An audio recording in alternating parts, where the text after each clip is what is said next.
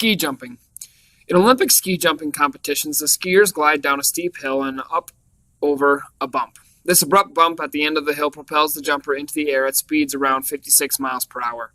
The skier jumps from one larger hill onto the downslope of another smaller hill. To score well, he must maintain control throughout. Ski jumping has been popular in Norway since the late 19th century, when soldiers would perform jumps to entertain each other. The first official competition was in 1862. Ski jumping has been part of every Winter Olympics. There are 3 ski jumping events in the Olympics: normal hill, large hill, and team large hill.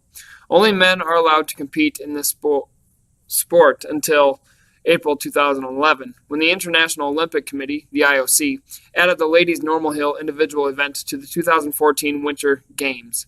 Large hill and team events do not yet exist for women. In the individual events, each skier gets 1 training jump and 2 scored jumps, which are combined together to determine the winner. In the team event, each team has 4 jumpers who each get 2 jumps. The combined high score wins. In ski jumping, the skier skis down a ramp on a hill towards a slight lift. When they leave the ground, the goal is to stay aloft for as long as possible. Scoring is based on distance and style, both in flight and in landing. Poor style will not only cost the skier points, but it also makes it almost impossible to get good distance. Most skiers now use a V pattern during flight to gain extra lift, but some might prefer to use the older style in which the skis are kept close together and the skier leans far forward over the skis.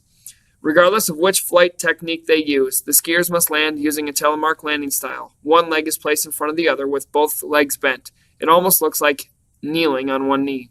If a skier fails to land in this position, he will lose points. Skiers are expected to make a minimum distance on each hill. This is the K point. For the normal hill, it is 95 meters, and the large hill and team events have the K point at 125 meters. A competitor who makes this distance earns 60 points.